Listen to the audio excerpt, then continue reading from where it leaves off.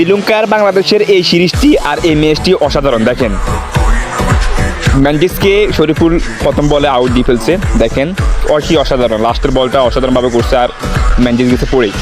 দেখেন পরে আবার এই মেহেদি অসাধারণ স্পিন। যদি এরকম বাংলাদেশি স্পিন স্কিল থাকে তাহলে বাংলাদেশ এগিয়ে যাবে আর প্রতিটা দর্শকের মুখে হাসি থাকবে।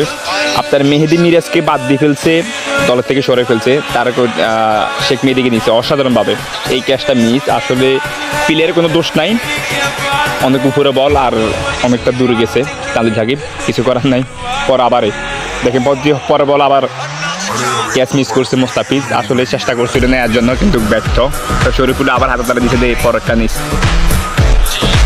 দেখেন অসাধারণ, আসলে মুখের মধ্যে মুখটা হাত দিয়ে রাখছে, দেখে খারাপ লাগে। আবারও শেখ মেহেদি দেখেন,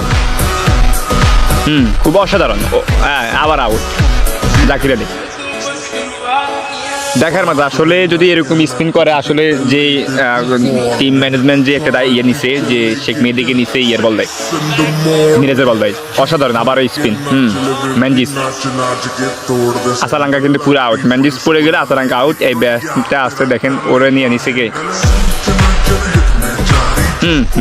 মেহেদির কিন্তু 4 উইকেট, অসাধারণ। 11 রান দিয়ে 4 উইকেট 4 ওভারে, খুব অসাধারণ। এই দেখেন আরেকটা আউট, অসাধারণভাবে নিয়ে নিছে শামীম পাটোয়ারি। আসলে দেখার মতো, যদি এরকম হতো তাহলে বাংলাদেশের প্রতিটা দর্শকের মুখে হাসি থাকতো যে বাংলাদেশ খুবই ভালো খেলে। আর দীর্ঘ 17 বছর বা 16 সালে বাংলাদেশ খুবই ভালো খেলছিল, আর এখন বর্তমানে বাংলাদেশের অবস্থা।